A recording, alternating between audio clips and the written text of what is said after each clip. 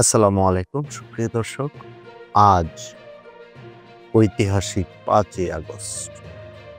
গত বছর এই দিনে ছাত্র জনতা, মেহনত মানুষ, সর্বস্তরের মানুষের গণ অভ্যুত্থানে স্বৈরাচারী ফ্যাসিস্ট হাসিনার সরকার পদত্যাগ করে দেশত্যাগ করেছেন। এই গণ অভ্যুত্থানের একটাই স্লোগান ছিল বৈষম্য। আমার সোনার বাংলায় বৈষম্যর ঠাঁই নেই। এখন প্রশ্ন হলো, আজ এই বর্ষপূর্তি উপলক্ষে এখন প্রশ্ন, 1 বছরে বৈষম্য কতটুকু দূর হলো? আসলে কি দূর হয়েছে বৈষম্য, যার জন্য এই হাজার হাজার মানুষ শহীদ হয়েছে, হাজার হাজার মানুষ পঙ্গুত্ব বরণ করেছে, একটা ফ্যাসিস্ট স্বৈরাচারের পতন হয়েছে? বৈষম্যটা কতটুকু দূর হলো আমাদের দেশের উপর? চলেন বিস্তারিত শুনি। আমার সোনার বাংলায় বৈষম্যের ঠাঁই নেই, এই স্লোগান নিয়েই গত বছরের জুলাই শুরু হয়েছিল কোটা সংস্কার আন্দোলন। ঘটনা পরম্পরায় যা গড়ায় সরকার পতন আন্দোলন। কোন অভ্যুত্থানের মুখে 5 আগস্ট শেখ হাসিনার 15.5 বছরের দীর্ঘ শাসনের পতন হয়। ছাত্র প্রতিনিধি সহ শপথ নেয় নতুন অন্তর্বর্তীকালীন সরকার। তারও হতে চলেছে বর্ষপূর্তি।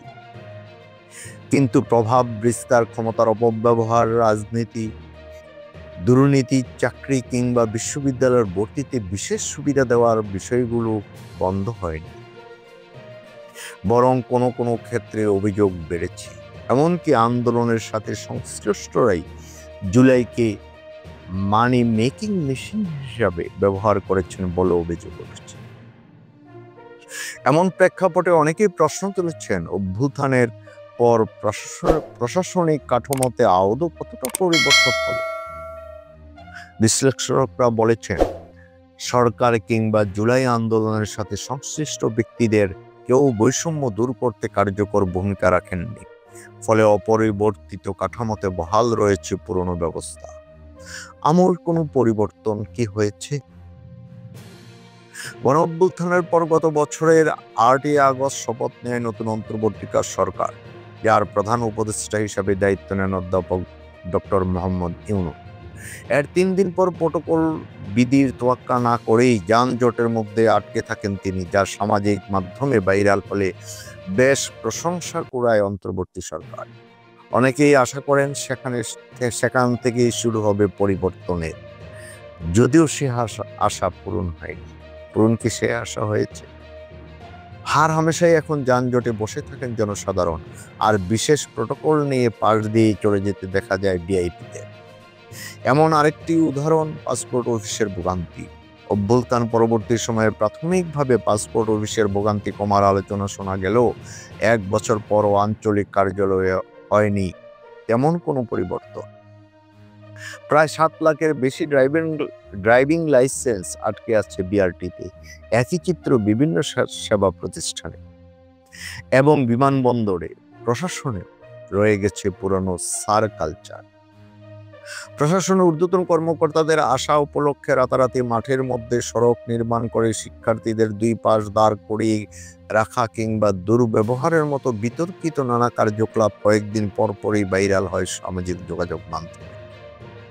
রাজনৈতিক পর্যবেক্ষকরা বলেছেন, গণ অভ্যুত্থানের পরও প্রশাসনে আমূল কোনো পরিবর্তন হয়নি। পুরনো আমলাতান্ত্রিক চলমান থাকার কারণে বিষয়গুলি অপরিবর্তিত রয়ে গেছে।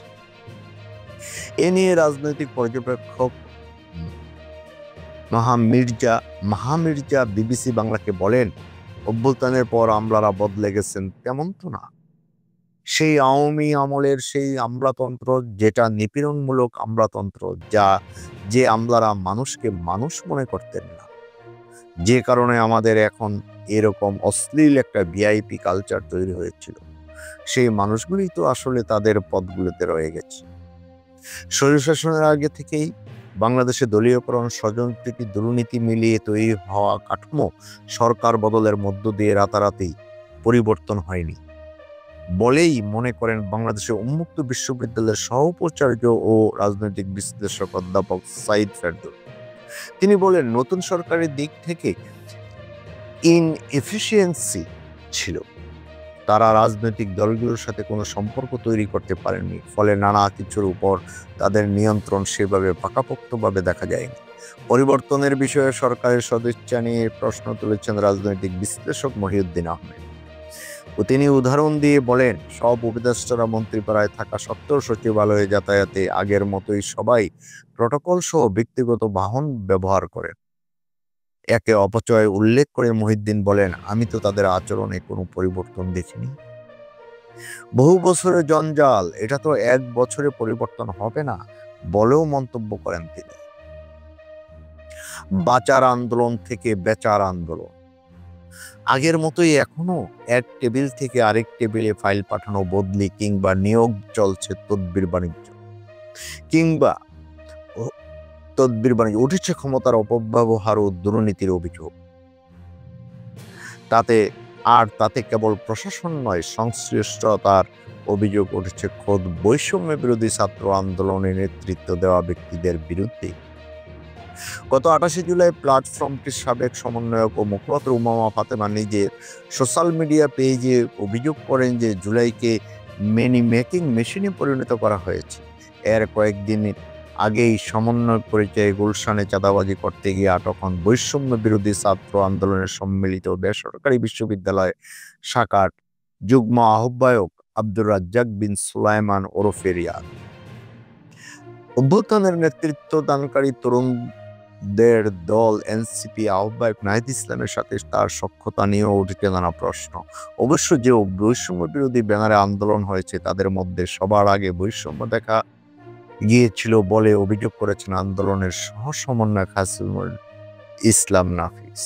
তাইলে আমাদের বৈষম্য কতটুকু কমলো যে বৈষম্যের জন্য হাজার হাজার মানুষ প্রাণ দিল, ফ্যাসিস্ট সরকারকে পতন করালো?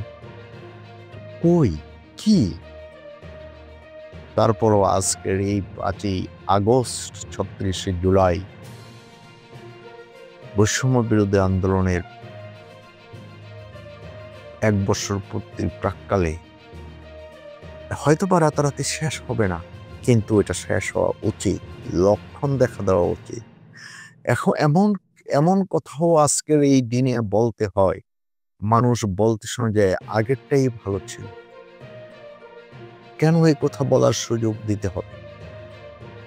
কেন ফেসিবাদের ঘাড় মটকে তাদেরকে তাদের চেয়ার থেকে বের করে দিয়ে নতুন করে শুরু হবে না? সে প্রত্যাশাই রেখে আজকের মতো এখানে শেষ করছি। ভালো থাকবেন। আল্লাহ হাফেজ।